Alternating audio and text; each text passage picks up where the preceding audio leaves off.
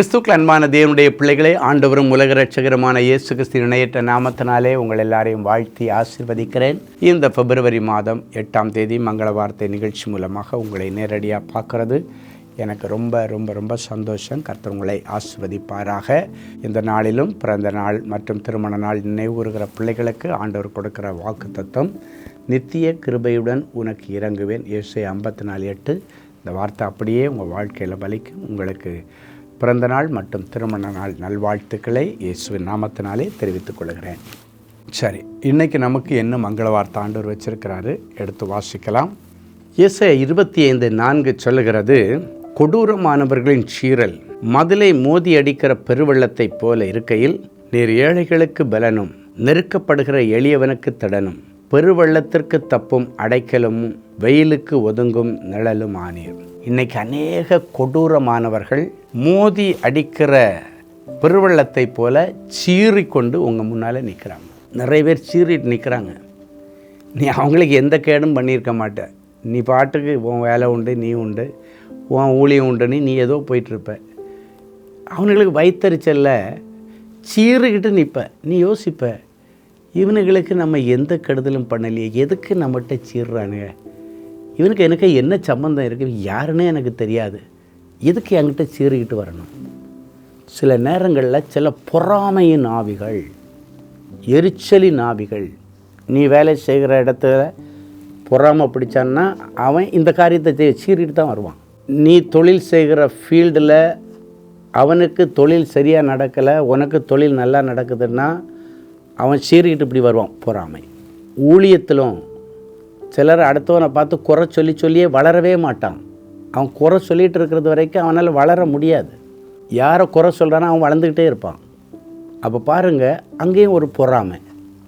இந்த பொறாமையின் நிமித்தம் இவன் குறை சொல்லி அப்படியே தான் இருப்பான்.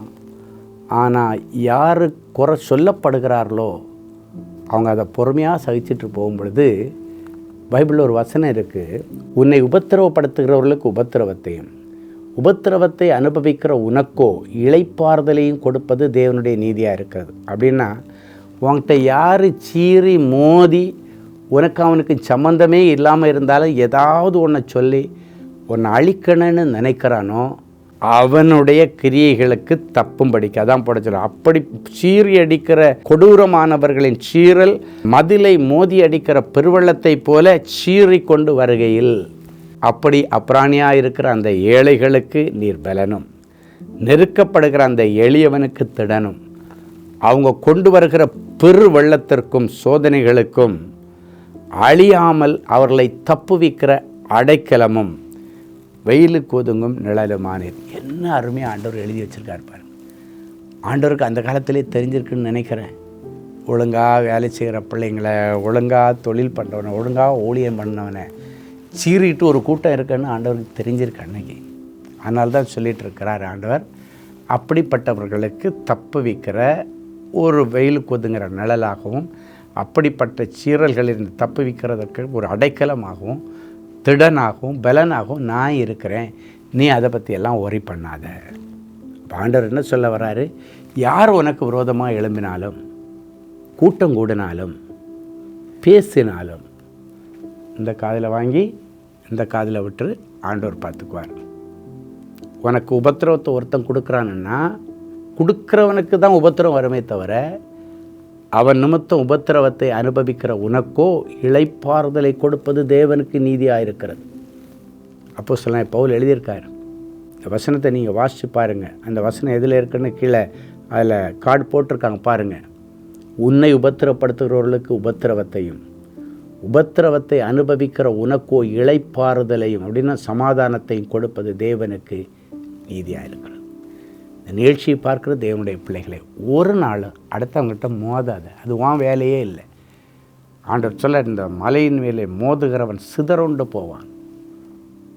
நீ சில நேரங்களில் தேவ பிள்ளைகளுக்கு எதிராக மோதும்போது நீ தான் சிதறி போவ, அவர்கள் அல்ல.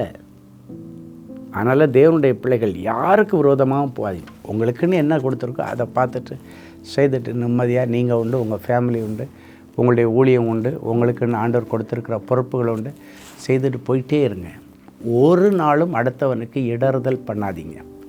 அடுத்தவனுக்கு இடறல் பண்ணுகிறவனுடைய கழுத்தில் எந்திர கல்லை கட்டி நடுக்கடலில் கொண்டு போட ஆண்டவர் சொல்லியிருக்கார்.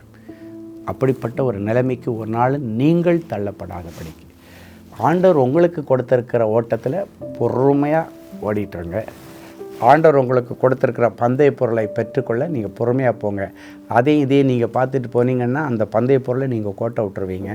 ஸோ இன்றைக்கி ஆண்டவர் சொல்கிறாரு, கொடூரமானவங்க யாரெல்லாம் சீர்னாங்களோ, சீரல் மத்தியில் மோதி அடிக்கிற பெருவெள்ளத்தை போல் அவங்க வரும்பொழுது ஆண்டவர் உனக்கு பலனும், நெருக்கப்படுகிற உனக்கு திடனும், பெருவெள்ளத்திற்கு அவங்க சீறிட்டு வர பெருவெள்ளத்திற்கு தப்பும் அடைக்கலமும் வெயிலுக்கு ஒதுங்கிற நிழலுமா வச்சு உன்னை சேஃபாக பாதுகாப்பார்.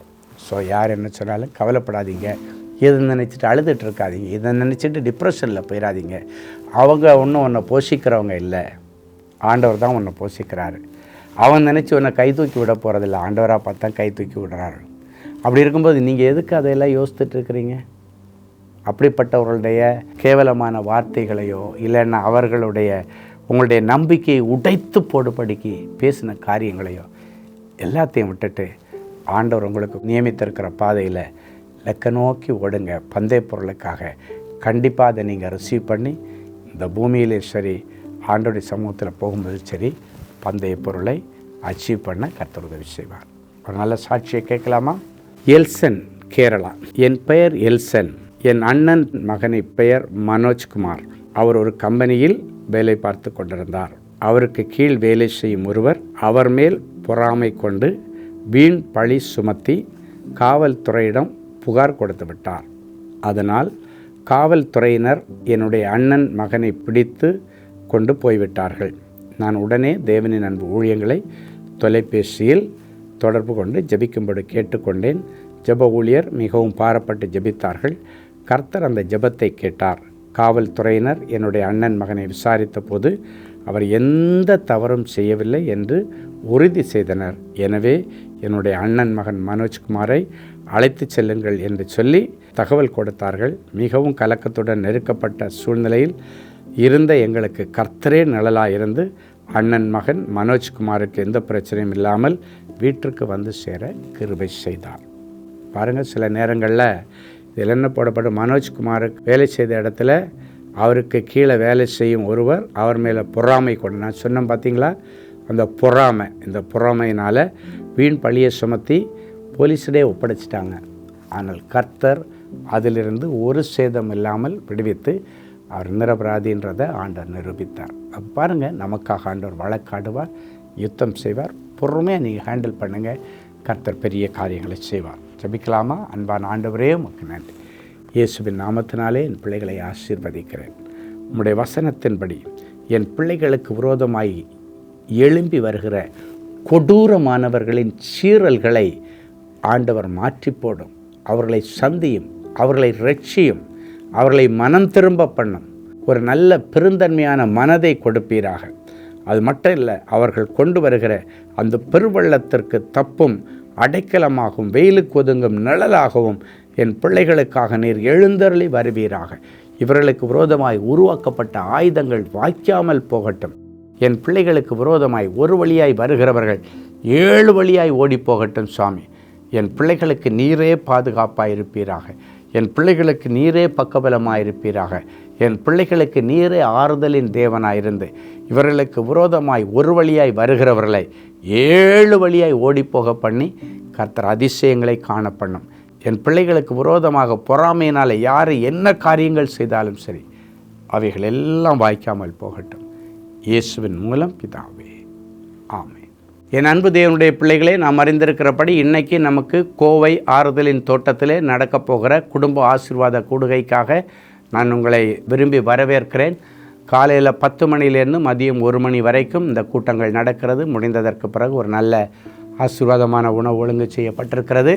ஸோ நீங்கள் யாவரும் கலந்து கொண்டு தேவனுடைய ஆசீர்வாதத்தை பெற்றுக்கொள்ளுங்கள்.